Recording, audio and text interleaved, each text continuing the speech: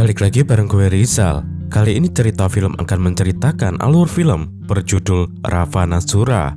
Ravindra yang diperankan oleh Raffi Teja.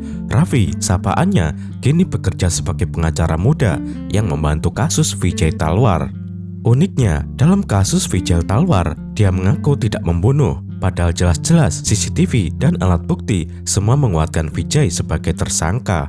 Sebelum masuk ke ceritanya, Mimin sapa dulu nih warga yang hadir kemarin. Ada Aisyah 29 CAN, Adinda Disma 6760, Zaira _Nur _Candani, Kasih Hastuti 1954, dan Kevin Nurhidayatullah 9423. Bagi warga yang ingin disapa selanjutnya, silahkan komen di bawah ya. Inilah Raffi, sosok pengacara biasa, namun kita akan tertipu oleh kepolosannya itu. Dan cerita Ravindra pun dimulai.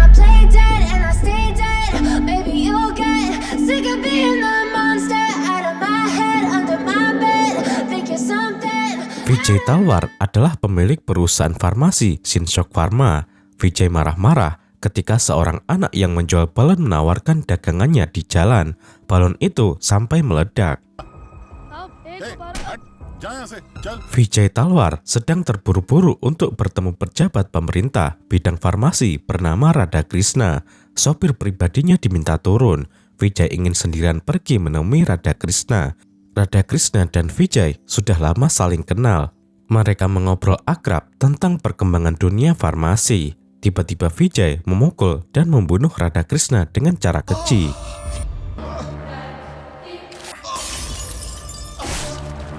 Pembunuhan itu dilakukan dengan sangat berani karena di bar hotel. Banyak orang yang melihatnya. Petugas keamanan hotel tidak bisa berbuat apa-apa karena Vijay memiliki pistol. Namun tidak lama, Vijay berhasil ditangkap polisi di pinggiran kota. Putri Vijay Talwar, Harika, ingin membebaskan ayahnya dari tahanan polisi. Harika mendatangi kantor pengacara ternama Kanaka Mahalaxmi. Harika diterima oleh pengacara junior di kantor tersebut yang bernama Ravindra alias Raffi yang diperankan Raffi Teja. Kecantikan Harika membuat Raffi terpesona. Sepertinya Raffi jatuh cinta pada pandangan pertama. Raffi dan bosnya Kanaka Mahalaxmi setuju untuk menangani kasus Vijay Talwar.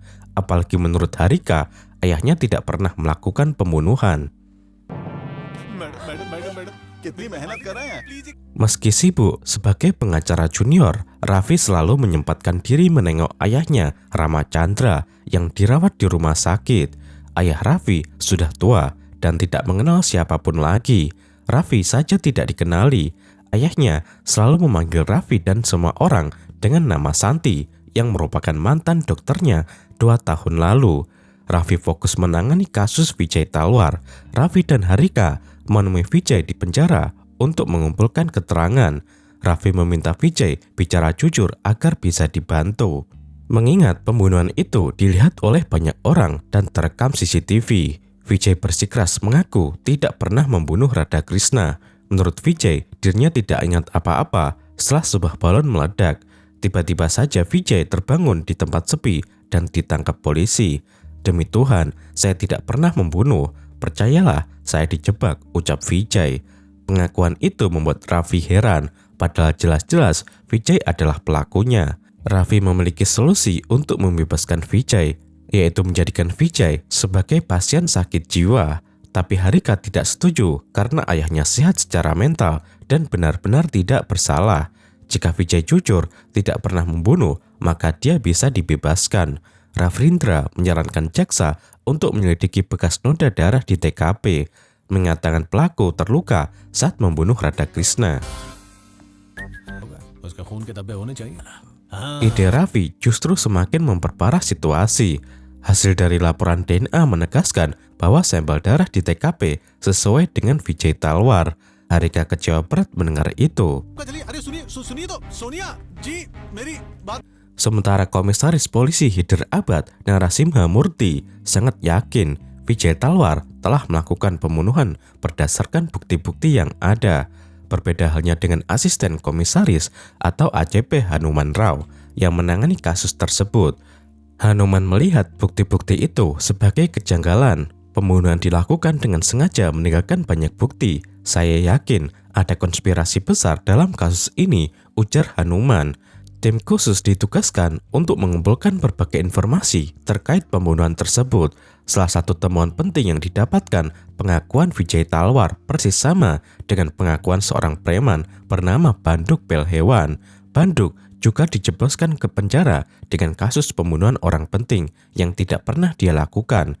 Tiba-tiba saja Banduk ditangkap polisi setelah bangun dari pingsan. Hanuman dan timnya bergerak cepat. Mereka mendatangi Goli Pahelwan yang merupakan adik Banduk. Sebelum Banduk ditangkap polisi, dia bertemu seseorang yang mengaku akan membuat patung untuk Banduk. Orang itu melakukan pengukuran wajah Banduk. Wajah orang itu terekam kamera CCTV. Anehnya, pelaku sama sekali tidak mengambil uang atau menipu. Menariknya lagi, orang yang sama juga pernah mendatangi Vijay Talwar. Menurut Harika, orang itu mengukur wajah ayahnya secara detail untuk dibuatkan patung di lokasi Lions Club. Ayah yang menyumbang banyak uang untuk Lions Club. Makanya kami percaya jika ayah akan dibuatkan patung oleh pihak Lions Club, tutur Harika. Sangat mudah bagi polisi melacak identitas orang yang bernama Saket itu. Hanuman Rao menemui Saket di rumahnya. Tanpa banyak basa-basi, Hanuman menginterogasi Saket tentang motifnya menjanjikan pembuatan patung untuk orang-orang. Di interogasi seperti itu, Saket berusaha melarikan diri. Upaya Saket digagalkan oleh anak buah Hanuman. Saket tidak bisa kabur lagi karena di bawah todongan senjata. Sesuatu yang mengejutkan terjadi. Goli Pahelwan tiba-tiba datang dan menyelamatkan Saket. Hanuman melemparkan Goli hingga tangan Goli terluka oleh pecahan botol. Goli kemudian pergi menemui komisaris polisi Narasimha Murthy. Sedangkan Saket menunggu di mobil. Kejutan kembali terjadi. Goli menembak komisaris hingga meninggal. Setelah itu, Goli kabur bersama Saket. Polisi tidak mampu mengejar mereka. Dan inilah puncak kejutan dari semua keanehan yang terjadi. Goli memanggil Saket dengan sebutan Ram atau Rama. Karena ternyata orang yang menyelamatkan Saket adalah Goli palsu. Orang itu sebenarnya Ravindra yang merasa dirinya sebagai Rahwana.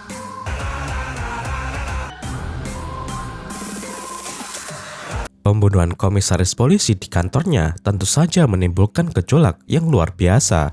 Media menuding Goli Pahelwan sebagai pelaku pembunuhan. CM dan Mendagri Mudi Reddy juga percaya jika pelakunya Goli. Nasib yang dialami Goli mirip dengan kakaknya dan juga Vijay Talwar. Polisi menangkap Goli yang sedang menelepon di tempat sepi pinggiran kota. ACP Hanuman menemui Goli. Keterangan Goli juga sama dengan pelaku pembunuhan lainnya, yaitu Goli pingsan setelah ada balon meletus di dekatnya. Pengakuan Goli dipercayai oleh Hanuman, apalagi Goli tidak memiliki bekas luka di tangannya. Informasi lain didapatkan polisi tentang Saket. Rupanya Saket merupakan penata rias artis. Belum lama ini, aktor komedian Brahmanandam sempat mengajukan kasus terhadap Saket karena menggunakan wajahnya untuk syuting sebuah film. Saket merias seseorang menjadi sangat mirip dengan Brahmanandam. Kasus itu kemudian ditangani oleh pengacara Kanaka Mahalaxmi.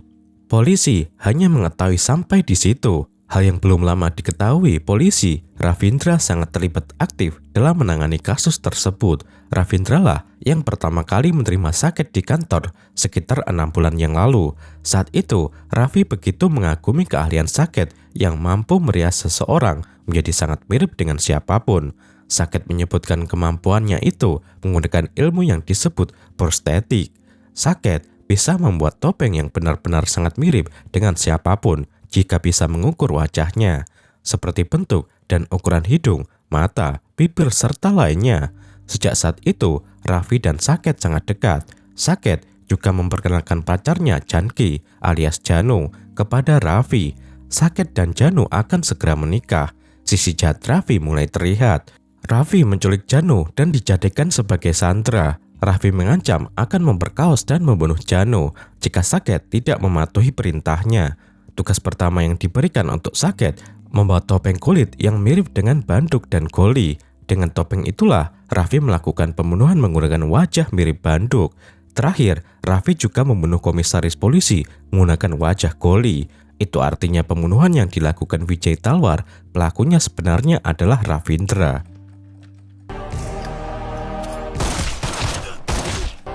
Keesokan harinya, Raffi menjalani kehidupan seperti biasa sebagai pengacara junior Kanaka Mahalaxmi.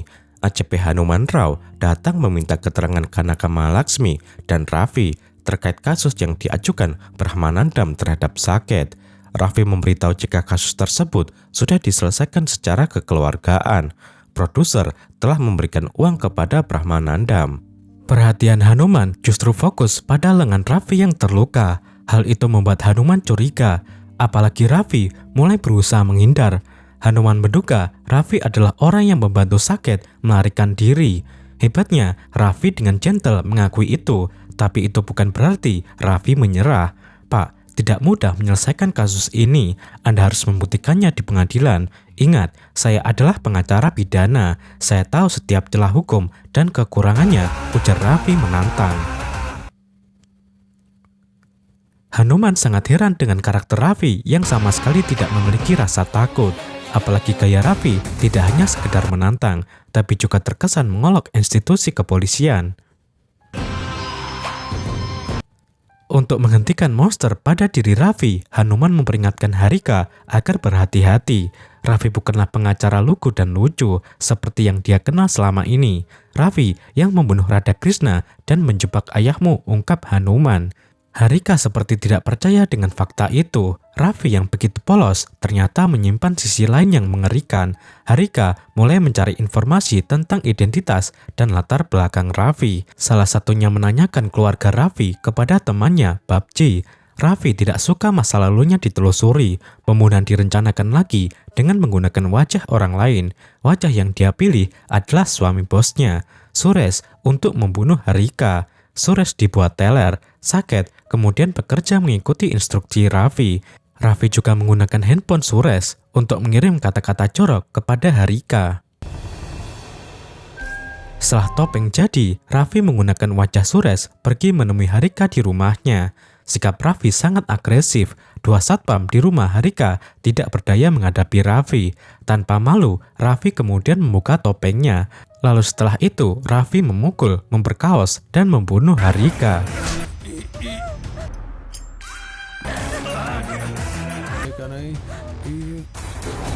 Suresh tidak menyadari apa yang telah terjadi. Saat dia pulang ke rumahnya di pagi hari, tiba-tiba polisi datang untuk menangkap Suresh dengan tuduhan telah membunuh Harika. Suresh jadi bingung sendiri. Dia hanya mengingat semalam pingsan setelah minum-minum. Tapi polisi memiliki bukti dan saksi yang kuat. Chat WA Suresh di HP Harika juga masih ada. Hal itu membuat Kanaka Mahalaxmi kecewa dengan suaminya. Suresh yang seorang pengacara tidak berdaya ditangkap polisi. Raffi datang dengan gayanya yang selalu berpura-pura bodoh. ACP Hanuman Rao mengetahui secara pasti jika pelaku sebenarnya adalah Raffi. Tapi Raffi sangat jenius. Semua bukti sudah disiapkan yang hanya mengarah kepada Suresh. Sidik jari Suresh, rambut, dan lain-lain ada di TKP. Pembunuhan Harika membuat Saket jadi sangat bersalah. Sayangnya, dia tidak bisa berbuat apa-apa. Jika Saket memberontak, keselamatan calon istrinya, Janu, terancam. Sebenarnya Janu sempat berusaha melarikan diri. Sayangnya gagal. Janu justru tertabrak kendaraan hingga terluka parah. Raffi bersama temannya, Bim, membawa Janu ke rumah sakit. Janu ditangani oleh Dr. Dinesh. Sikap Janu yang ketakutan melihat Raffi membuat Dinesh curiga. Dinesh melaporkan hal itu kepada polisi. ACP Hanuman Rao tidak tinggal diam. Kini dia mengetahui alasan Saket membantu Raffi. Itu karena pacar Saket menjadi tawanan Raffi. Situasi saat ini membuat Raffi marah lagi.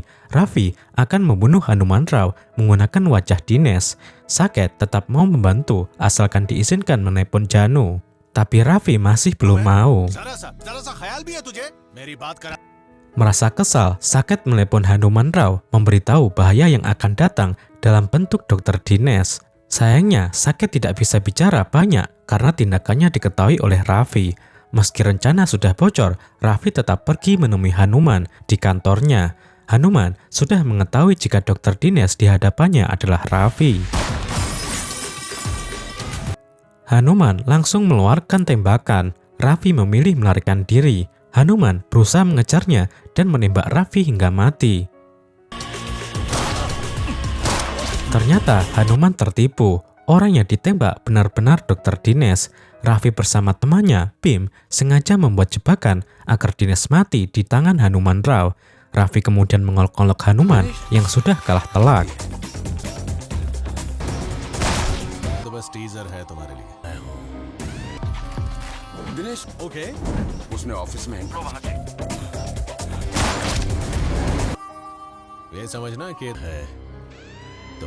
Raffi pula memarahi Saket atas kecerobohannya. Saket meminta maaf. Saket hanya ingin mengetahui kondisi Janu. Akhirnya Raffi memberikan Saket kesempatan video call dengan Janu. Saket kaget melihat Janu yang penuh luka. Hal itu membuat Saket murka. Ketika ada kesempatan, Saket menyuntikkan obat bius pada Raffi. Saket kemudian mencari lokasi keberadaan Janu dengan cara menguntit Bhim yang merupakan teman Raffi. Setelah Janu ditemukan, Saket mengalahkan Bhim dan membebaskan Janu.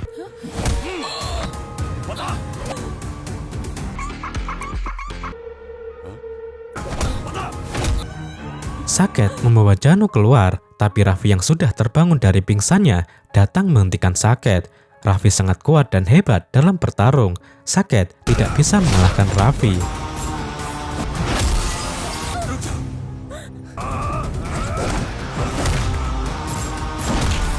Raffi berhasil menyandra Janu lagi. Saket diminta tetap patuh agar nyawa Janu selamat. Hal yang tidak disadari Raffi, kepolisian semakin fokus untuk menangkapnya. Identitas kekasih Raffi sudah diketahui. Namanya Kirtana yang bekerja sebagai guru di panti asuhan. Hanuman dan timnya mendatangi Kirtana. Anehnya, Kirtana sama sekali tidak membenci Raffi, meski dianggap telah memperkaos dan membunuh. Kirtana menemui Raffi untuk menceritakan telah didatangi polisi. Hanuman datang lagi, ingin menyeret paksa Raffi ke kantor polisi. Raffi justru menyandera pacarnya sendiri sehingga bisa kabur. Hanuman tidak mau kalah. Dia menemui ayah Raffi, Ramachandra Brahma, yang ada di rumah sakit. Sayangnya, Ramachandra tidak bisa diajak komunikasi.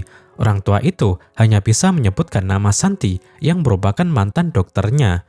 Hanuman jadi penasaran dengan sosok Santi. Tapi dokter Santi rupanya sudah meninggal, dibunuh orang setahun lalu. Hanuman dan timnya kemudian mendalami kasus kematian dokter Santi. Sebuah fakta mengejutkan ditemukan oleh Hanuman. Hanuman menemui Raffi untuk membicarakan temuannya. Raffi telah membunuh 4 orang dan menjebloskan 5 orang ke penjara. Semua korban kejahatan Raffi memiliki keterkaitan dengan dokter Santi. Tabir dan kebenaran tentang sosok Raffi yang sesungguhnya terungkap. Cerita ini dimulai 20 tahun yang lalu. Saat itu, perusahaan farmasi Sinscott Pharma milik Vijay Talwar menemukan obat diabetes. Vijay menyogok Radhakrishna untuk mendapatkan hak paten tanpa uji klinis terlebih dahulu. Setelah beberapa tahun obat itu dijual, ada efek samping yang tidak disadari, yaitu bisa menyebabkan demensia alias pikun. Ayah Raffi, Ramachandra, menjadi salah satu korban obat tersebut. Ramachandra yang otaknya sudah rusak bahkan membunuh anak perempuannya sendiri. Ibu Raffi juga meninggal serangan jantung atas insiden itu. Raffi yang masih remaja merawat ayahnya hingga saat ini. Ayahnya mulai ditangani oleh dokter Santi 2 tahun yang lalu. Saat itulah Santi menemukan jika sebagian besar pasien pikun karena mengkonsumsi obat diabetes buatan Sinscott Pharma. Santi memberitahu Raffi tentang hal itu. Obat tersebut sebenarnya telah dilarang di banyak negara, namun masih dijual bebas di India. Santi juga menemui Harika selaku putri Vijay Talwar. Mengingat Harika memiliki jabatan tinggi di perusahaan Sinscott Pharma, Santi meminta agar dilakukan uji klinis. Vijay, Harika, dan Dr. Dinesh sepakat menguji obat tersebut secara rahasia kepada anak-anak di sebuah panti asuhan. Uji klinis itu menyebabkan banyak anak-anak meninggal dan otaknya rusak. Perusahaan Sinscott Pharma tidak ingin Dr. Santi membocorkan efek samping obat. Santi berusaha disuap tapi menolak. Santi membawa kasus itu ke pengadilan agar obat diabetes dari Skin Scott dilarang. Suresh yang merupakan suami Kanaka Malaxmi menjadi pengacara pihak perusahaan. Suresh tidak ingin kasus tersebut berlarut-larut di pengadilan. Karena itulah mereka menyewa preman bernama Bandok dan Goli untuk membunuh Dr. Santi. Karika khawatir jika nantinya mereka akan dicurigai atas pembunuhan Santi. Harika dan Suresh meminta pembunuhan tersebut dibuat seolah-olah kasus pemerkosaan. Bandok dan Goli patuh-patuh saja. Mereka memperkaos dan membunuh Dr. Santi. Harika menyaksikan semua itu melalui video call. Raffi menemukan mayat Dr. Santi dibuang ke tempat sampah, tapi Raffi tidak bisa berbuat apa-apa. Untuk menutup kasus tersebut, Komisaris Polisi Narasimha Murthy juga menangkap dan membunuh 2 pelaku fiktif. Parahnya lagi, obat diabetes itu masih dijual bebas karena Harika telah menyogok Menteri Kesehatan saat itu, Mudi Reddy. Kini, ACP Hanuman memahami motif Raffi membunuh orang-orang tersebut. Ternyata Raffi sedang melakukan keadilan karena hukum tidak bisa memberikan keadilan itu. Saya tahu kamu tidak pernah memperkaos Harika. Saya sudah lihat laporan otopsi. Kamu hanya membuat bukti saja agar Sekar dianggap memperkaos Harika, ungkap Hanuman. Satu hal yang diminta Hanuman, Raffi harus menghentikan aksi main hakim sendiri. Hanuman sangat menyadari masih ada satu orang yang belum dihukum, yaitu mantan Menteri Kesehatan Mudi Reddy yang saat ini menjabat sebagai Mendagri. Raffi tidak mau mendengar nasihat Hanuman. Mendagri Mudi harus dilenyapkan juga. Jika mengandalkan penegak hukum, Mudi tidak akan pernah bisa dihukum karena mampu mengendalikan hukum.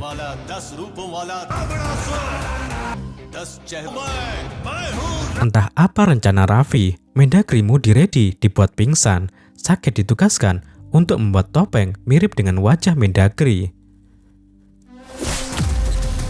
Setelah topeng jadi, tanpa diduga, Sakit pergi menemui Mendagri. Sakit menunjukkan topeng yang sudah dibuat. Mendagri sampai kaget melihat topeng itu sangat mirip dengannya. Sakit menceritakan tentang berbagai pembunuhan yang telah dilakukan Raffi menggunakan wajah orang lain. Sakit juga memberitahu Raffi akan menggunakan wajah Mendagri untuk membunuh CM. Ravindra telah menculik pacar saya, makanya saya selalu mematuhi perintahnya. Tolong selamatkan pacar saya, Pak. Pastikan Raffi dihukum, ujar Sakit. Mendagri menyadari dirinya salah satu target Ravindra. Mendagri memiliki ide memanfaatkan Raffi untuk membunuh CM. Jika selama ini Raffi selalu menggunakan wajah orang lain untuk membunuh, saatnya wajah Raffi digunakan untuk membunuh. Sakit kemudian membunuh topeng mirip wajah Raffi. Tindakan Sakit membuat Raffi kaget. Anak buah Mendagri juga datang. Tiba-tiba Sakit memukul Raffi dari belakang hingga pingsan.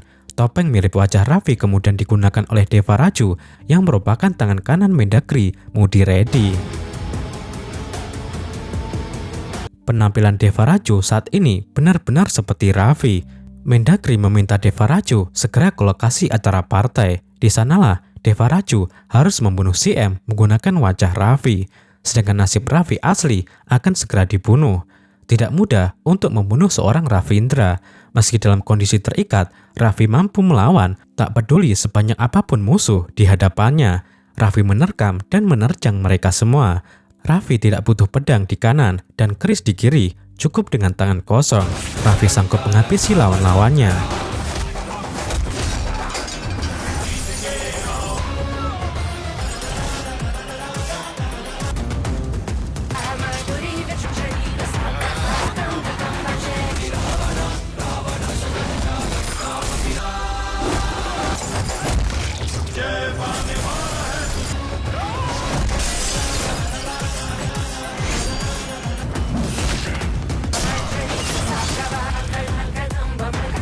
Setelah itu, Raffi bergegas mencari Raffi palsu. Raffi menembak Deva Raju yang sudah siap pergi ke lokasi acara. Dalam kondisi sekarat, Deva Raju dipaksa memberitahu rencana pembunuhan CM. Raffi datang ke lokasi. Mendagri Mudi dan antik-antiknya mengira Raffi adalah Deva Raju.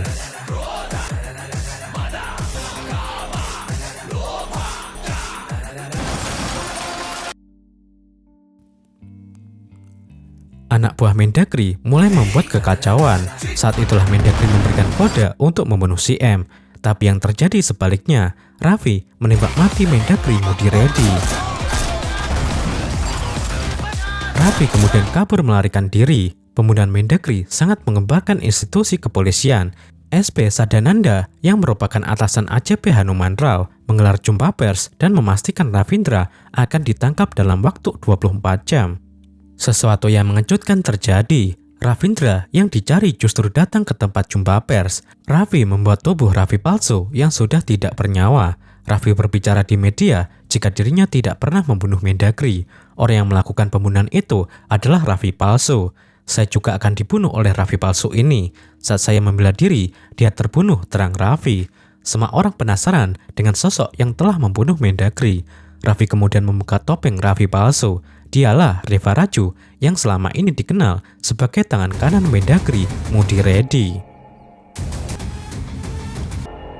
SP Sadananda meminta Raffi menghentikan sandiwaranya. SP sudah mengetahui jika Raffi adalah pembunuh yang menggunakan wajah orang lain.